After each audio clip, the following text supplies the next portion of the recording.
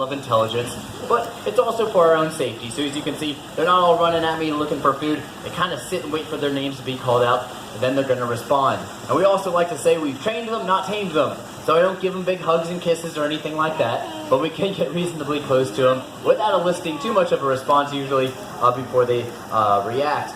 And usually they're going to react when we call their names out. Now, a couple times they are going to give us a little bit of a scare, especially with nesting females. We actually have a nesting female right here. She might come on over and jump at me for in just a second. I'll go around this way. We'll see. There she goes. A little bit of a jump.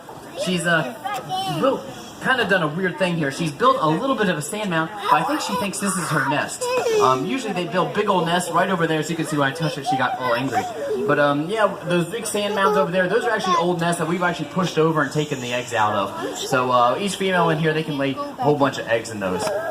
But back to their intelligence and whatnot. So yeah, it keeps us safe in here. But also, maybe we wanted to isolate or separate one of these alligators from the rest of the group. We could certainly try to do that as well by using their names to our advantage. So let's see who I want to really work with. All the girls are following me around right now. Let's say, oh no, see, I don't think this one's going to work with me. I can try. Murray. Come on, Murray. No? Okay. Look, you're going to respond for some reason. Oh, Murray, you are going to maybe come up here. So we actually just took Murray actually out of this enclosure and weighed him like a week ago, and he's still in a grumpy mood from that. And they'll actually be in a grumpy mood for even months at a time after we do something like that. So I don't think he's going to work with us. You're a little too far away. Let's see if I work with this one. I want to get him to move off this sand mound, which is on a nest. I think that's Big Mama right here. So we'll get him away from it. Scoop, let's go. Let's get off that nest. Come on, Scoop. There we go. So as you can see, that was pretty good. Come on, Scoop, you can go a little bit farther. There we go. We'll give him a little treat for doing that as well. So you kind of isolate him from the rest of the group, if need be, by using that intelligence to our own advantage. Just as you might have like a pride of lion or a school of fish, you have a congregation of alligators. That's what we call a group of them. So our congregation in here is 36 alligators strong. Now here at the alligator farm, of course, our #1 priority is our animals' health. Now luckily, we actually don't have too many veterinary checkups and visits here, and that's because alligators are very hardy animals. They have excellent immune systems, and they really just very rarely succumb to diseases and illnesses. And you might notice maybe like some cuts and scratches on some of our alligators in here, especially like on their hind limbs and on their tails. Any of our big males usually at least have a little bit of markings, but it's the females that actually do most of the fighting right now. But yeah, Crazy, you have a couple marks. Yeah, there you go. Come on. There we are. Those are perfectly fine, those little scratches that you see. We let their wounds heal up very naturally on their own, and once every couple of weeks we do have the University of Florida Veterinary School come through here, make rounds, take a look at all of our crocodilians and make sure they're all in tip-top shape. And we have at least 600 individual crocodilians here at the St. Augustine Alligator Farm. It's a lot to look after, but like I said, great immune systems. We really don't have to worry too much about those little nicks and cuts and scratches that you're going to see along their bodies there.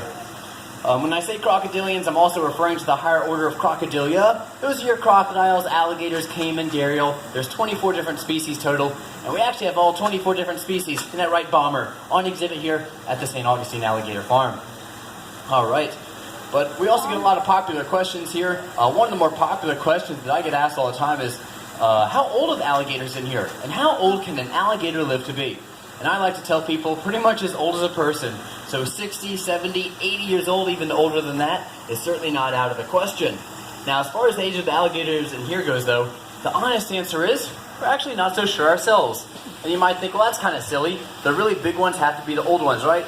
But no, that's not necessarily the case. There's a couple of other determining factors that go into the size of an alligator, including their diet, genetics, and also gender. So a good example of genetics, we'll use this one right here, Hunter is, actually he's a wild-caught one, so we're definitely not so sure on his age, but he could possibly be one of the younger ones in here, even though he's one of the bigger ones.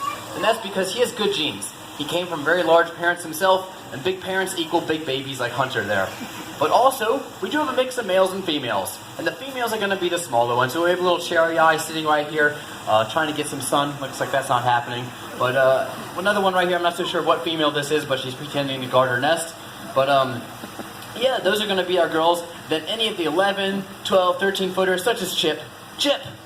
There we go, Chip. These are going to be our males. And the longest one that I know of was a 15-foot 9-incher that came from Alabama. So ours are just a couple of feet short of the world record.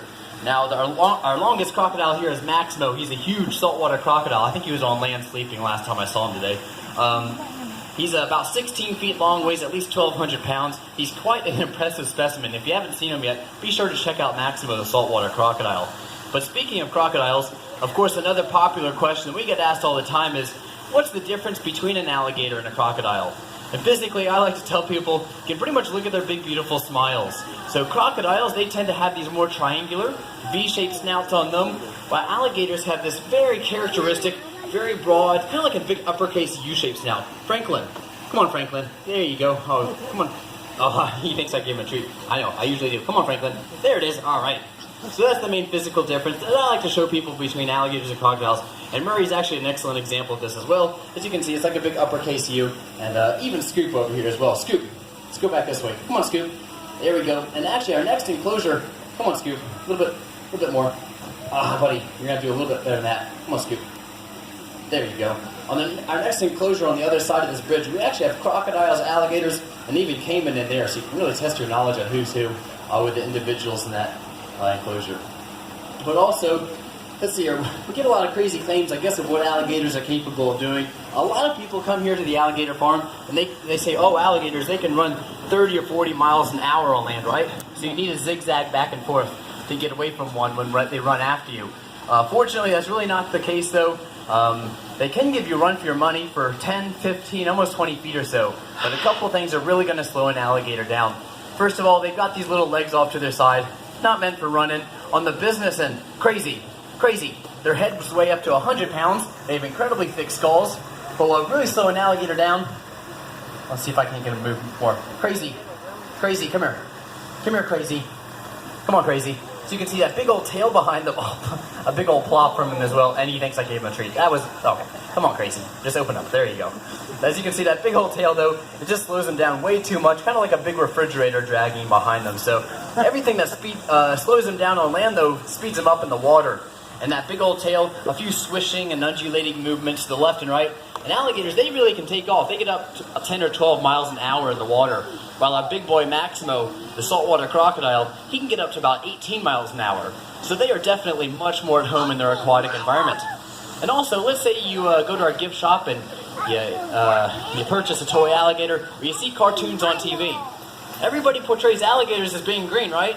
But then you see him here in real life. Well, don't look at this one. He has a whole bunch of algae on his back. But most of them, like Bomber here, Bomber, come on. They're kind of like this dark gray charcoal color. There you go, buddy. And anybody here that's worn a dark shirt on a hot, bright, sunny day, you can probably see where this is going, right? And that's because alligators are reptiles, which means they cannot generate or maintain their own body heat. They need to absorb energy from their surroundings. And what better energy source than the sun? So usually right here early in the morning, you'll see a whole bunch of alligators kind of dog-piled on top of each other. They're looking for the sunlight. They spread their little legs out like Franklin has right here. Come here, Franklin. There we go. And also, if you all look at... No. Come on, buddy. There we go. Like Franklin has. There we go.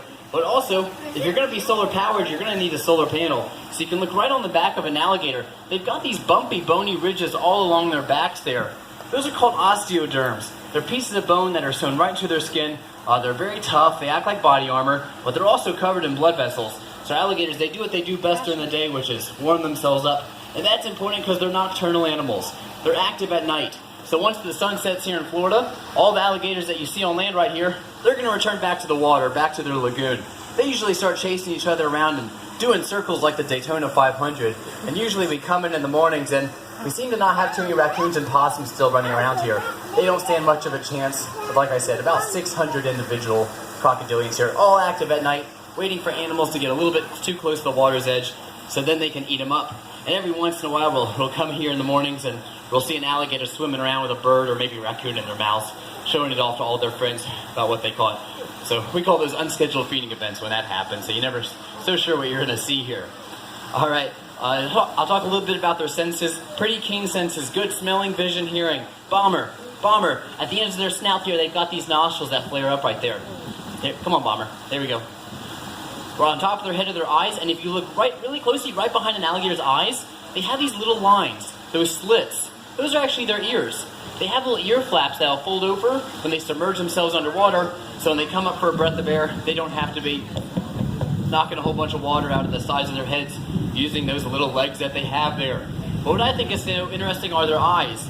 So if you think about the eyes of a lot of predators, like a jaguar, an eagle, or even us people, we have eyes in front of our faces. We can really zero in on our targets. And that's called binocular vision. And then you look at the eyes of an alligator, they're not looking straight, are they? They're looking off to the side. In fact, there's a blind spot right in front of their face they actually can't even see. Not too helpful if you have to chase down a small prey item right in front of you. Fortunately, that's really no problem for an alligator though. They're ambush predators, which means that they sit and wait for prey to come to them. And also, if you all look right along the jawline of an alligator right here, Scoop is a pretty good example of this. Right where their lips would be though. Scoop, come on. They have these little black dots. Those are called ISOs. And those are little receptors that are going to pick up the slightest vibrations and wavelengths on the surface of the water. And you see what our alligators have done here, right?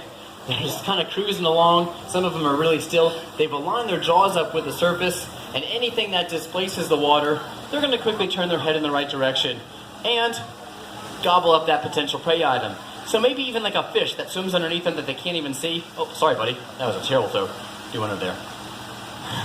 Oh, you just turned completely in the wrong direction. Oh well, they usually are going to detect whatever it is and then swing their heads over and gobble them up.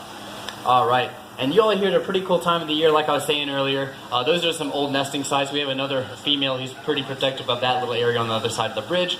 Each female alligator in here can lay anywhere from 15 to 45 eggs each. And after about 65 days or so, the babies hatch out. The females bring the babies to the water. And contrary to what a lot of people here probably believe, the big boys, the males, they do not eat the babies. They make pretty good dads. The babies usually stick close to both parents, at least for a couple of months for protection, before they then disperse on their own.